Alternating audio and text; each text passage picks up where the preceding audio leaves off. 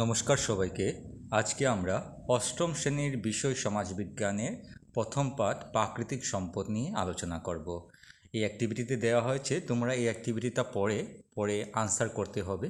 এখানে কয়েকটা কোয়েশ্চেন আছে, দেখে নাও কিভাবে করতে হয়। অ্যাক্টিভিটি একটা ভালো করে পড়ে নিচের প্রশ্নের উত্তর লেখো।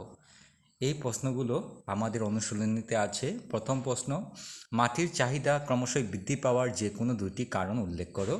দ্বিতীয় প্রশ্ন, ভূমি অবক্ষয় হওয়ার দুইটি কারণ লেখো। তৃতীয় প্রশ্ন, ভূমি সম্পদের গুরুত্ব এবং ব্যবহার বিষয়ে লেখো। চতুর্থ প্রশ্ন, গ্রামাঞ্চলে ভূমির ব্যবহার ও শহরাঞ্চলের ভূমি ব্যবহার সম্পর্কে লেখো। পঞ্চম প্রশ্ন, টিকা লেখো ভূমিস্খলন। তো আজকে আমরা ভূমি নিয়ে আলোচনা করব। তো দেখি, সরি, অ্যাক্টিভিটিটা তোমরা পড়ে যাও। এটা হচ্ছে প্রকৃতির উপাদান। আমাদের প্রকৃতিতে কী কী আছে, প্রকৃতির উপাদান এলিমেন্ট কী কী। আমাদের প্রকৃতিতে মাটি আছে, জল আছে, বায়ু আছে, খনিজ পদার্থ, উদ্ভিদ, প্রাণী। এটা তোমরা উপাদান, প্রকৃতির উপাদান। এখন বলা হচ্ছে প্রাকৃতিক সম্পদ কাকে বলে। তো প্রাকৃতিক সম্পদ কাকে বলে দেখো, মানুষের কাজে আসা প্রকৃতির সকল উপাদানকে প্রাকৃতিক সম্পদ বলে। যে সমস্ত উপাদান মানুষের কাজে আসে, মাটি, জল, বায়ু, খনিজ পদার্থ, উদ্ভিদ, পানি, এই সকল উপাদান মানুষের কাজে আসে। ওকে, আমার দৈনন্দিন জীবনে এ সমস্ত ব্যবহার করি, সেই জন্য এইসব উপাদানকে প্রাকৃতিক সম্পদ বলে। কারণ এই সমস্ত কি, এই সমস্ত হচ্ছে প্রকৃতির উপাদান। ঠিক আছে, এখন দেখি প্রাকৃতিক সম্পদগুলির প্রধান ভাগ। এটা ভাগ কয় প্রকার, এখানে আমরা 4 ভাগ করেছি, আরও কয়েক ধরনের ভাগ আছে। তোমাদের ক্লাস 8-এ 4 ভাগ: ভূমি সম্পদ, জল সম্পদ, বনজ সম্পদ, খনিজ সম্পদ। এটা হয়ে গেছে। এখন ভূমি সম্পদের গুরুত্ব এবং ব্যবহার। তো ভূমি সম্পদের গুরুত্ব ব্যবহার করার আগে আমরা একটা ডায়াগ্রাম দেখে দেব। এখন দেখো, এটা হচ্ছে ওয়ার্ল্ড। ওকে, আমাদের পৃথিবী গ্লোবে আছে, এটা আমাদের ম্যাপে আছে। তো অনলি দিস পার্ট, অনলি এই সমস্ত ভাগে ভূমি আছে। ওকে, তো তোমরা দেখতে পাচ্ছ এই সমস্ত মহাদেশ আছে, সেই অনলি এই সমস্ত মহাদেশে কি আছে, ভূমি আছে। তো ভূমি পৃথিবী পৃষ্ঠে কত অংশ আছে, ভূমি পৃথিবী পৃষ্ঠে 29%। আর বাকিগুলো কি আছে, ওয়াটার বডিজ, জলজ। বাকি কি আছে, জল। শুধু ভূমি কত শতাংশ আছে পৃথিবীতে, 29%। তো ভূমি আমাদের কি, ভূমি আমাদের সীমিত। আমাদের ভূমি অসীম নয়, পুরা সীমিত। ওকে, আমাদের ভূমি পুরা সীমিত। তো আমাদের ভূমি পুরা সীমিত, কনস্ট্যান্ট হয়ে আছে। ভূমি ব্যবহার কিভাবে হয়, ভূমির নিচ থেকে আমরা কি খনিজ পদার্থ আরোহণ করি। ভূমির নিচ থেকে মাটি আছে, মাটির নিচ থেকে আমরা কি আরোহণ করি, খনিজ পদার্থ। এ সমস্ত হচ্ছে খনিজ, গ্যালেনা, জেসপার, ক্যালসাইট, এটা হচ্ছে খনিজ পদার্থ। এ সমস্ত আমরা মাটির নিচ থেকে কি করি, আরোহণ করি। তো ভূমি খনিজ পদার্থ আছে। ভূমিতে আমরা কি করি দেখো, ভূমিতে আমরা চাষবাস করি। স্পেশালি চাষবাস বেশিরভাগ করা হয় গ্রামাঞ্চলে। ওকে, ভূমির উপরে কি আছে দেখো, ভূমির উপরে বনজ সম্পদ, ভূমির উপরে উদ্ভিদ, প্রাণী, সবাই ভূমির উপরে নির্ভরশীল। এখানে উদ্ভিদ, প্রাণী সবাই কিছু ভূমির উপর নির্ভরশীল। পরে দেখো, এটা হচ্ছে ভূমি, ন্যাচারাল রিসোর্সেস। ওকে, প্রাকৃতিক সম্পদ বলে একটা দেওয়া হচ্ছে। প্রাকৃতিক সম্পদে আছে তোমরা জলজ সম্পদ আছে, ভূমি সম্পদ আছে, এ সমস্ত আমরা পড়ব। ওকে, আমাদের এইটে কী কী আছে, জলজ সম্পদ দেখো, জলজ সম্পদ, উদ্ভিদ সম্পদ। ওকে, পরে আমরা ফরেস্ট, স্পেশালি বনজ সম্পদ পড়ব এবং ভূমি সম্পদ পড়ব। ঠিক আছে, তো এটা আমাদের। এখন দেখো গ্রামাঞ্চলে কিভাবে হচ্ছে ভূমি ব্যবহার।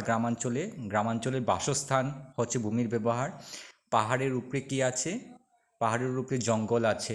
ওকে, জঙ্গল এ সমস্ত গ্রামাঞ্চলে আছে। গ্রামাঞ্চলের এখানে কি হচ্ছে, কৃষি হচ্ছে গ্রামাঞ্চলে। ওকে, এ সমস্ত তোমরা মনে রাখবে। শহরাঞ্চলে দেখো, শহরাঞ্চলে বসতি হচ্ছে, এত বড় বড় বসতি, খুব ঘনত্ব, মানুষ বেশি থাকে শহরাঞ্চলে। রাস্তাঘাট বানার জন্য ভূমি ব্যবহার করা হয়, বসতির জন্য ভূমির ব্যবহার করা হয় শহরাঞ্চলে। এবং শহরাঞ্চলে দেখো, গ্রামাঞ্চলে আবার কি, কৃষিকাজের জন্য ভূমি ব্যবহার করা হয় গ্রামাঞ্চলে। ঠিক আছে, পরের পিকচারে দেখছি গ্রামাঞ্চলে বা শহরাঞ্চলে আমরা দেখতে পাই বিশেষ করে গ্রামাঞ্চলে কী হয়, বনজ সম্পদকে রক্ষা করা হয়। সরকারের একটা নিয়ম নীতি মেনে আমরা কি করি, বনজ সম্পদ রক্ষা করি। আমরা এ সমস্ত করেছি ওয়ার্ল্ড এনভায়রনমেন্ট ডের দিনে, ঠিক আছে। পরে দেখো গ্রামাঞ্চল কিংবা শহরাঞ্চলে কি থাকে, এর সমস্ত আমাদের কি হচ্ছে গ্রেভয়ার্ডস, স্পেশালি এটাকে কি বলে শ্মশান, শ্মশান বলা হয়, কবরস্থান বলা হয়। তো কবরস্থানের জন্য আমাদের সবাইকে কি প্রয়োজন, ভূমির প্রয়োজন। তো ভূমির প্রয়োজন সব দিকে লাগে। গ্রামাঞ্চলে ভূমির প্রয়োজন হয় বাসস্থান আর রাস্তাঘাট। এটা গ্রামাঞ্চলের রাস্তাঘাট, কাঁচা রাস্তা বানানো হয়েছে গ্রামাঞ্চলে। তো মাঝে মধ্যে কি রাস্তাঘাট তো থাকবেই, গ্রামাঞ্চলের রাস্তাঘাটের জন্য ভূমির প্রয়োজন হয়। শহরাঞ্চলে ঘনবসতি বেশি, মানুষ বেশি, ম্যাক্সিমাম ভূমির প্রয়োগ করা হয়। ওকে, বেশি ভূমির প্রয়োজন হয় শহরাঞ্চলে, ঘনবসতি বেশি। এখন দেখো শহরাঞ্চলে যোগাযোগ ব্যবস্থার জন্য ভূমির প্রয়োজন। বড় বড় রাস্তা থাকে, এত বড় রাস্তা দেখো, কত মানুষ রাস্তার উপরে চলাফেরা করছে, রাস্তার জন্য ভূমির প্রয়োজন হয় শহরাঞ্চলে, এত বেশি মানুষ। শহরাঞ্চলে জলমগ্ন শহরাঞ্চলে ওকে মানে বেশি মানুষরা থাকে শহরাঞ্চলে। এখন দেখো শহরাঞ্চলে এটা হচ্ছে NYU, মানে নিউ ইয়র্ক ইউনিভার্সিটি। শহরাঞ্চলে তোমাকে দেখা পাবে বিশ্ববিদ্যালয় দেখা পাবে, বিশ্ববিদ্যালয়ের জন্য ভূমির প্রয়োজন হয়। বড় বড় প্রতিষ্ঠানের জন্য ভূমির প্রয়োজন হয় শহরাঞ্চলে। তা অবধি শহরাঞ্চলে স্কুল দেখো, কত বড় বড় স্কুলের ফিল্ড, মাঠ, এ সমস্তর জন্য ভূমির প্রয়োজন হয়। স্কুল, বিদ্যালয়, বড় বড় বিদ্যালয়ের জন্য ভূমির প্রয়োজন হয় শহরাঞ্চলে হসপিটাল তোমরা বুঝতে পারছো, চিকিৎসালয়ের জন্য বড় বড় চিকিৎসালয় বানানো হয়, তার জন্যও ভূমির প্রয়োজন হয়। তো ভূমির প্রয়োজন তোমরা বুঝতে পারছো। শহরাঞ্চলে দেখো এটা হচ্ছে ইন্ডাস্ট্রি, ওকে, শিল্পর জন্য ভূমির প্রয়োজন। এই ইন্ডাস্ট্রিটা কত বড় ইন্ডাস্ট্রি, তার জন্য ভূমির প্রয়োজন হচ্ছে, ঠিক আছে। তোমাদের একটা আইডিয়া এসে গেছে। তাছাড়া আমাদের প্রতিষ্ঠান আছে শহরাঞ্চলে, সিনেমা হল বানার জন্য ভূমির প্রয়োজন হয়। আবার দেখো এটা হচ্ছে আমাদের রবীন্দ্র ভবন। তো রবীন্দ্র ভবনটার জন্য ভূমির প্রয়োজন হয়। সাংস্কৃতিক অনুষ্ঠান করার জন্য শহরাঞ্চলে ভূমির প্রয়োজন হয় রবীন্দ্র ভবনের মতো, ঠিক আছে। এখন দেখো ভূমি কি হচ্ছে, ডে বাই ডে ভূমি কি হচ্ছে, ডিগ্রেডেশন হচ্ছে। আমরা যখন ভূমির গাছপালা কেটে সেখানে আমরা কৃষিকার্য করি, 10 বছর পরে ভূমিটা কি হয়ে যায়, ভূমির পতন ঘটে, ওকে, ভূমির অবক্ষয় ঘটে। এটা হচ্ছে ভূমির অবক্ষয়। আমরা যখন ভূমিকে কেটে ফেলে এগ্রিকালচার করি, কৃষিকার্য করি, তখন আমাদের ভূমির অবক্ষয় ঘটে। এটা হচ্ছে ভূমির অবক্ষয়। পরের লাইনটা আমরা দেখবো, এটা হচ্ছে ভূমির ল্যান্ডস্লাইড, ওকে, ভূমিস্খলন যাকে বলে। দেখো এখানে কি হচ্ছে, আমরা পাহাড়টা কেটেছি, এখান থেকে পাহাড়টা কেটে আমরা কি করছি একটা টাকে করে, এই সমস্ত পাহাড় কাটার যে মাটিটা টাকে করে আমরা ঘরে নিয়ে এসেছি, মাটি নিয়ে আসা যায়। তো ধীরে ধীরে এই পাহাড়টা কি হচ্ছে, পাহাড়ের উপরে যে মাটিটা যখন বৃষ্টি হবে বা ভূমিকম্প হবে, মাটিটা নিচে পড়ে যায়, এটাকে বলে ভূমিস্খলন। এটাকে কি বলে, ভূমিস্খলন বলে। নিচে দেখো ভূমিস্খলনের ফলে কি হচ্ছে, দেখো এটা রাস্তা হচ্ছে, এই রাস্তার মধ্যে যোগাযোগ ব্যবস্থা ছিল, কিন্তু ভূমিস্খলনের পরে কখন বৃষ্টি হলে ভূমিস্খলন হয়ে যায়, উপর থেকে পাহাড় থেকে মাটিটা পড়ে রাস্তার মধ্যে পড়ে যায়, রাস্তা ভেঙে গেছে দেখো। তো রাস্তা ভেঙে যায়, উপর থেকে মাটি ভূমিস্খলন হয়ে নিচে পড়ে যায়। মাটি যদি উপর থেকে, পাহাড়ের উপর থেকে নিচে পড়ে যায়, তখন ভূমিস্খলন হয়। তোমরা একটু জোর দাও, মাটিতে কী জন্য পড়েছে, কারণ এখানে গাছপালা ছিল, আমার পাহাড়ের গাছপালা কেটে ফেলি, যদি আমার এই পাহাড়ের গাছপালা কেটে ফেলি, তখন ভূমিস্খলন হয়, ঠিক আছে। একটা আইডিয়া ভূমিস্খলন কীভাবে হচ্ছে। তো এ সমস্ত তোমরা ছবি দেখে নিলে তোমাদের একটা আইডিয়া এসে গেছে। তো আমরা এখন চ্যাপ্টারটা পড়ব, ঠিক আছে। তো চ্যাপ্টারটা জলদি পড়ি। এখানে আমরা পড়ব, এখন দেখো প্রকৃতির উপাদান, ওকে, ন্যাচারাল এলিমেন্টস কী কী, প্রকৃতিতে কী থাকে, মাটি থাকে, জল থাকে, বায়ু থাকে, খনিজ পদার্থ থাকে, উদ্ভিদ থাকে, প্রাণী থাকে, এই সমস্ত উপাদানকে আমরা ব্যবহার করি। যখন এই সমস্ত প্রকৃতির উপাদানকে আমরা ব্যবহার করব, তখন এই উপাদানগুলোকে আমরা কি বলবো, প্রাকৃতিক সম্পদ বলবো, ওকে। তো এই সমস্ত উপাদান আমাদের কাজে আছে দৈনন্দিন জীবনে। তো প্রথম লাইনটা দেখো, প্রাকৃতিক সম্পদ, মানুষের কাজে আসা প্রকৃতির সকল উপাদানকে প্রাকৃতিক সম্পদ বলে। তো প্রকৃতির সকল উপাদান, যে সমস্ত উপাদান মানুষের কাজে আসে, ওকে, সেগুলোকে কি বলে? সম্পদ বলে। আবার পড়ছি, প্রাকৃতিক সম্পদগুলির প্রধান ভাগ হচ্ছে ভূমি সম্পদ, জল সম্পদ, বনজ সম্পদ, খনিজ সম্পদ। ওকে, এভাবে আমরা ভাগ করে নিয়েছি ক্লাস 8-এ। পরে একটা কুয়েশন আসবে তোমাদের, অনুশীলনীর কুয়েশন আছে ভূমি সম্পদের গুরুত্ব এবং ব্যবহার। ওকে, তো আমরা জানি পৃথিবীর উপরিভাগের 29% হচ্ছে ভূমি। মানুষের অন্ন, বস্ত্র, বাসস্থান এবং ইন্ধনের মূল হচ্ছে ভূমি। তো মানুষের অন্ন ভূমি থেকে পাওয়া যায়, বস্ত্র ভূমি থেকে পাওয়া যায়, বাসস্থান ভূমির উপরে করা হয়, ইন্ধন আমরা যে পেট্রোল, কয়লা সব ভূমি থেকে, ভূমিকে খনন করে আমরা পেট্রোল কয়লা নিয়ে আসি। তো সেটা হচ্ছে ভূমি, তার মূল হচ্ছে ভূমি। উদ্ভিদ ও প্রাণীর বিকাশ ভূমির উপর নির্ভরশীল। উদ্ভিদ হোক বা প্রাণী হোক, তাদের বিকাশ কার উপর নির্ভরশীল? ভূমির উপর নির্ভরশীল। এ সমস্ত তোমরা লিখতে হবে। পরে দেখো, ভূমির উপর ভিত্তি করে কৃষি, শিল্প, যাতায়াত, যোগাযোগ ইত্যাদি গড়ে উঠেছে। তো কৃষি আমরা ভূমির উপরে করি, শিল্প ইন্ডাস্ট্রি আমরা ভূমির উপরে করি, যাতায়াত, যোগাযোগ ব্যবস্থা এ সমস্ত আমরা ভূমির উপরে করি। মানুষের সভ্যতা, সংস্কৃতি, অর্থনীতি ইত্যাদির ক্ষেত্রে ভূমির ভূমিকা সর্বাধিক। ভেরি ইম্পর্ট্যান্ট, আমাদের যে সভ্যতা সংস্কৃতি ভূমির উপর নির্ভরশীল হচ্ছে। এই দেখো, পরের লাইনটা আমরা পড়ছি, এই ভূমি বা মাটি কিন্তু অসীম নয়। আমাদের ভূমি মাটি অসীম নয়, আমাদের মাত্র 29% মাটি আছে, এটা সীমিত। আমাদের মাটি কি? সীমিত। ওকে, পরের লাইনটা দেখো, মাটি বা ভূমির চাহিদা ক্রমশই বৃদ্ধি পাওয়ার দুটি কারণ হলো আমাদের, এটা ভেরি ইম্পর্টেন্ট, এটা থেকে কুয়েশন আছে। কুয়েশনটা তারা জিজ্ঞাসা করবে মাটি বা ভূমির চাহিদা ক্রমশই বৃদ্ধি হওয়ার কারণ কি? আমাদের মাটির চাহিদা কেন বৃদ্ধি পাচ্ছে? কারণ আমাদের কি হচ্ছে? জনসংখ্যা বৃদ্ধি হচ্ছে, দ্রুত গতিতে জনসংখ্যা বৃদ্ধি হচ্ছে। দেখো, জনসংখ্যা যখন বৃদ্ধি হয়, এখন দেখো এই সমস্ত মানুষের যখন বৃদ্ধি হবে তখন ভূমি, তাদের ঘর লাগবে, তাদের রাস্তাঘাট লাগবে, তো ভূমির চাহিদা বেশি হয়ে যাবে। পরে অর্থনৈতিক প্রতিযোগিতা, তো অর্থনৈতিক উন্নতি কখন আসবে? যখন আমাদের কাছে স্কুল থাকবে, কলেজ থাকবে, ওকে, আমাদের রাস্তাঘাট থাকবে, শিল্প, ওকে, প্রতিষ্ঠানগুলো থাকবে, তখন আমাদের অর্থনৈতিক উন্নতি হবে। তো অর্থনৈতিক উন্নতি, বহু দেশে অর্থনৈতিক উন্নতির ফলে আমরা রাস্তা টাস্তা বানাচ্ছি, মানুষের ঘর বানাচ্ছি, শিল্প বানাচ্ছি, ইন্ডাস্ট্রি বানাচ্ছি, সেই জন্য ভূমির প্রয়োজনীয়তা ক্রমশই বৃদ্ধি পাচ্ছে। তো এটা ভেরি ইম্পর্টেন্ট, এটার থেকে একটা কুয়েশন এসে গেছে। ঠিক আছে, নেক্সট দেখি। নেক্সট হচ্ছে গ্রামাঞ্চলে ভূমির ব্যবহার। প্রথমে গ্রামাঞ্চল, পরে শহরাঞ্চলে ভূমির ব্যবহার নিয়ে আমরা আলোচনা করব। ঠিক আছে, তো আমরা যাচ্ছি।